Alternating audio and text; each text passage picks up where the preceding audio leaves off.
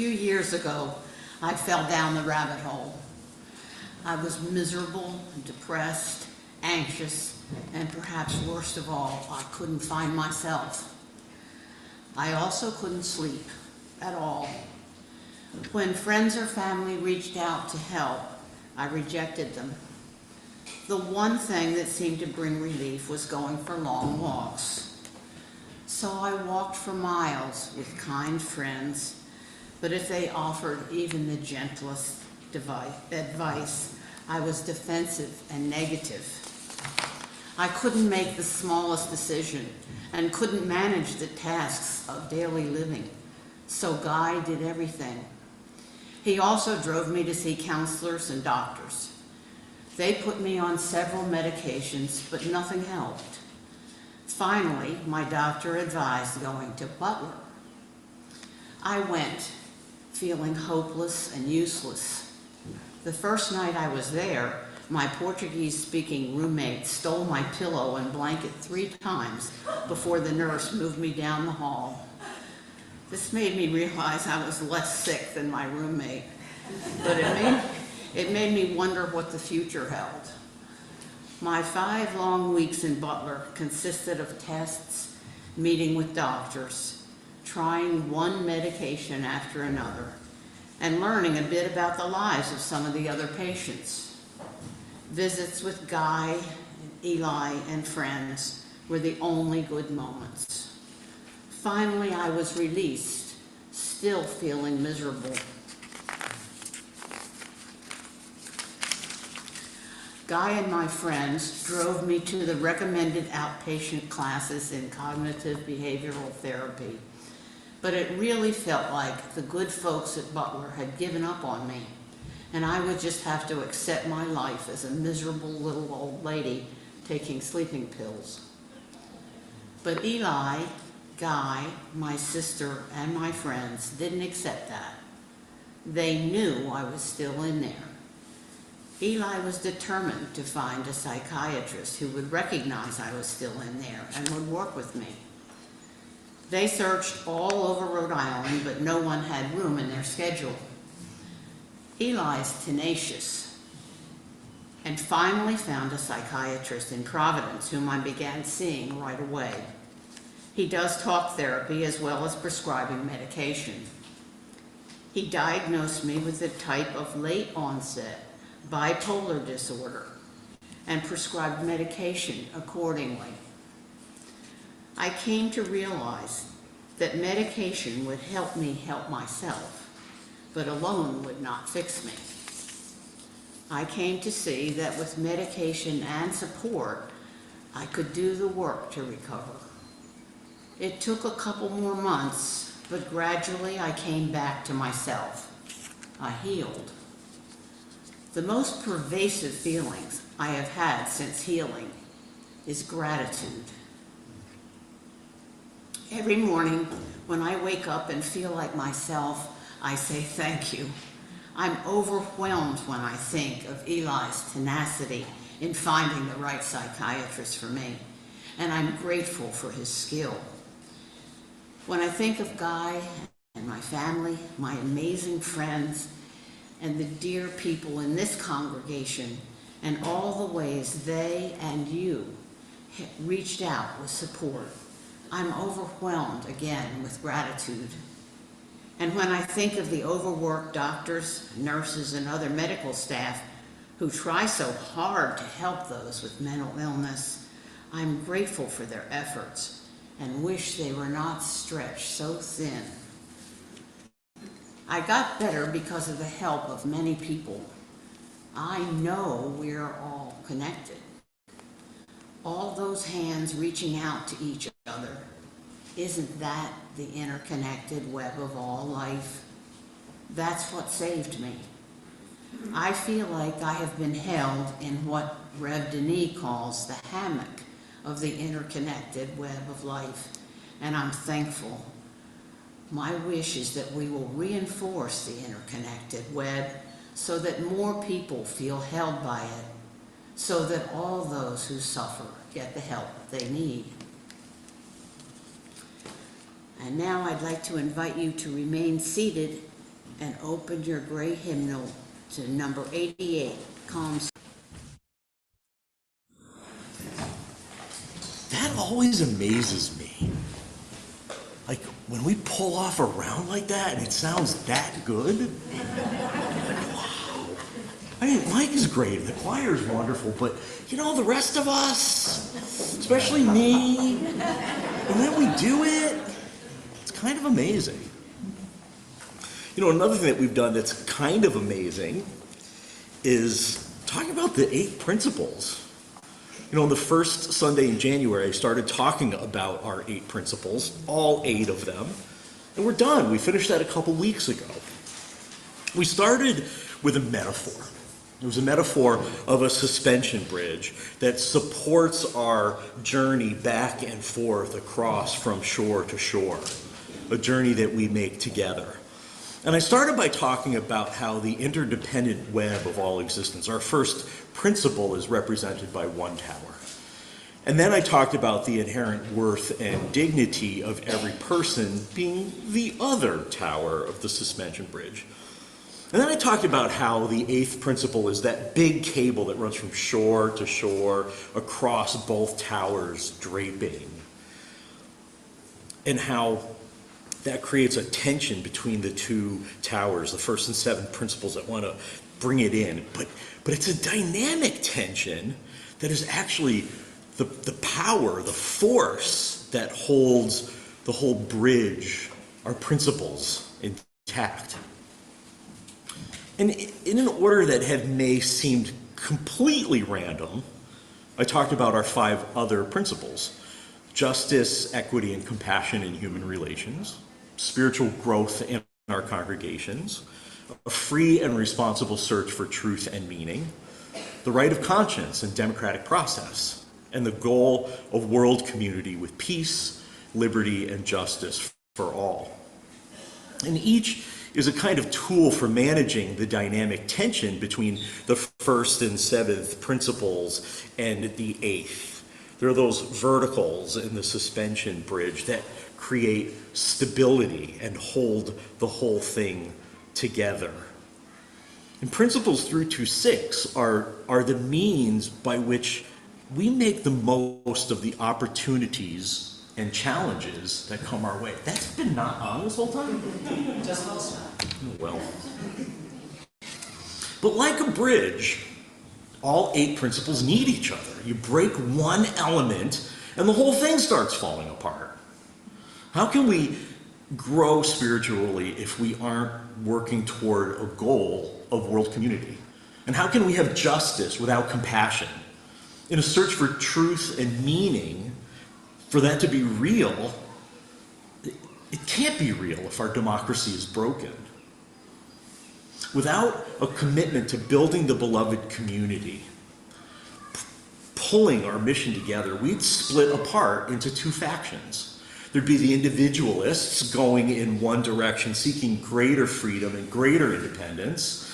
And then there'd be the collectivists going in the other direction, seeking right action and greater control of one another's behaviors. Our 7th principle, the interdependent web of all existence, of which we are a part, speaks to the condition of all life in the universe. I think that's kind of obvious. It's both humbling and empowering, but it's also really abstract.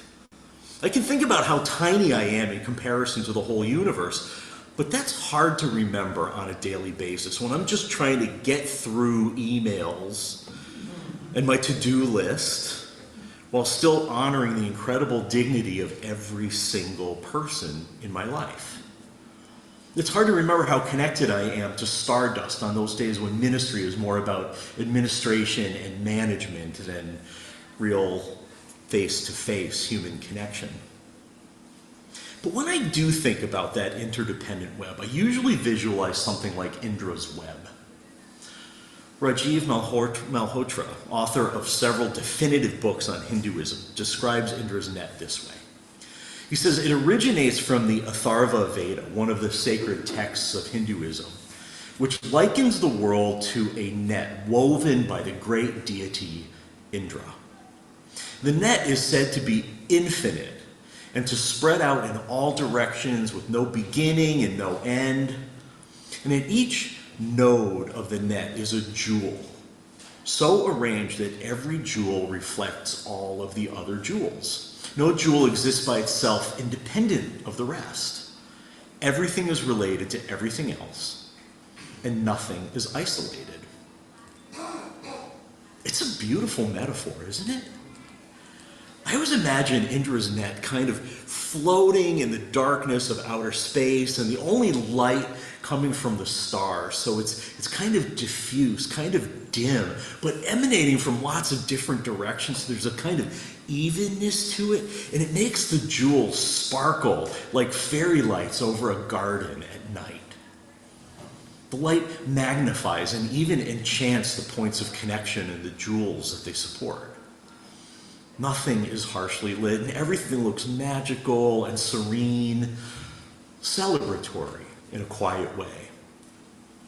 And even though Indra's net is supposed to extend out in every dimension, a net, when you think about it, is really a two-dimensional structure.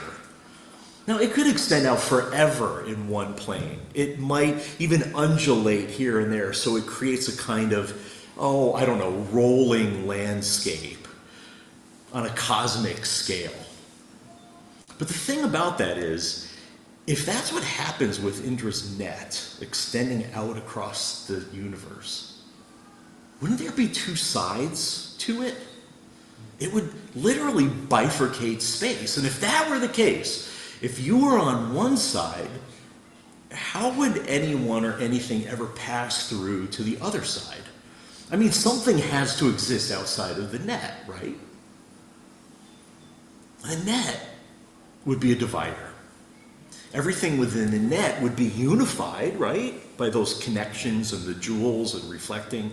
But everything outside the net would be isolated from everything on the other side of the net. So the net ends up creating a binary of us and them.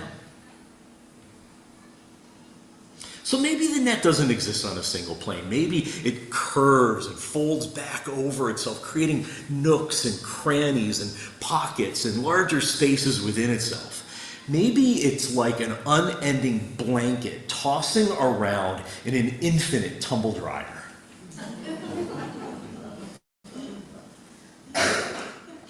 That's scary as hell to me. Just thinking about that kind of chaos, I start feeling the way my younger brother must have felt when he was a toddler and my older brother and I would throw his blankie over him and scoop him up. Now, it was a loosely knitted blanket. It was almost net-like, and he could see through it, and he certainly could breathe through it, but he was, nonetheless, constrained. Frankly, he was terrified. That's why we did it. We were 6 and 8. What can I tell you? He was like a trout trapped in a fisherman's net. Now, while Hindus have Indra's web, Christians have parables about fishermen and their nets. Stories about getting tangled in nets, mending nets so that they remain effective, using nets for efficiency in getting a job done.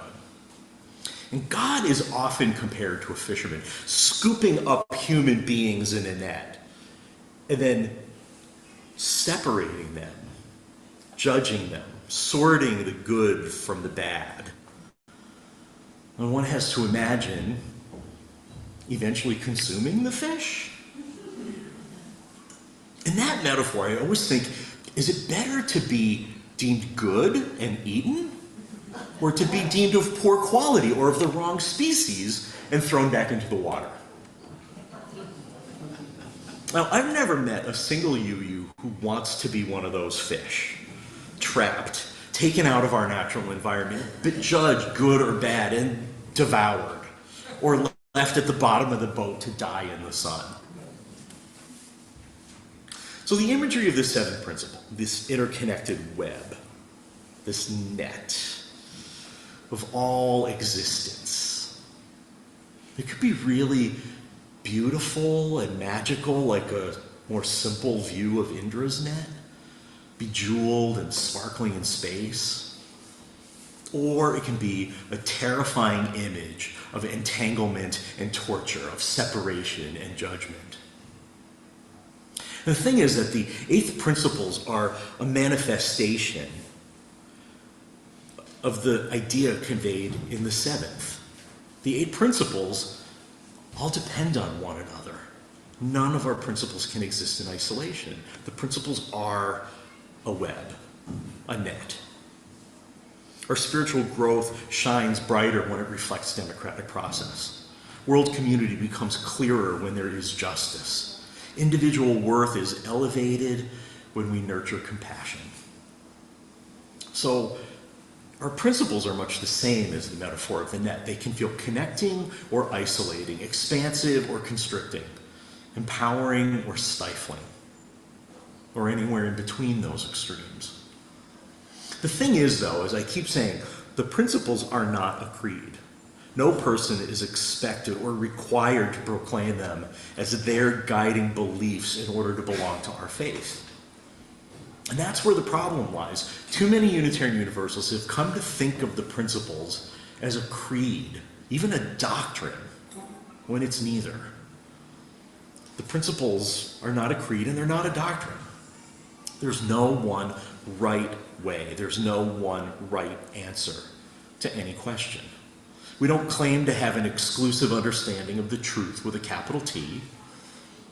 The principles are meant as guideposts, defining and illuminating the pathway of our spiritual journey together. The principles are the promises we make about how our congregations will be in relationship with each other. And the thing is that times change. Our understanding of the world and ourselves change. As we learn more about each other and our individual and shared histories, we change. Our language changes. Our expectations change. But creeds don't change. Doctrines don't change. Or if they do change, they change at a glacial pace. Creeds and doctrines never keep up with the evolution of human understanding. And personally, I think that's why our principles must change. They must change before they calcify and become empty words, just remnants of a bygone era. Now, don't get me wrong, I am not in love with having to potentially let go of my bridge metaphor that I use to explain the 8 principles. It took me a long time to come up with that metaphor and to articulate it in a way that made sense and was accessible to folks who aren't bridge engineers.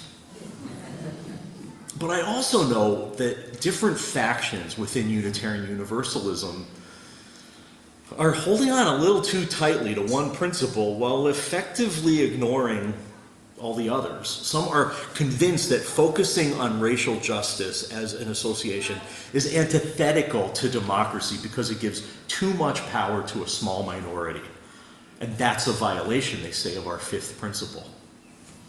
And some believe that when their demands aren't obeyed, they are being ignored and therefore treated without compassion, which is a violation of our 2nd principle. And both of these groups are holding on so tightly to that one preferred principle. They call themselves 2nd principle people. They call themselves 5th principle people. And the thing is that when they do that, all the other principles become meaningless.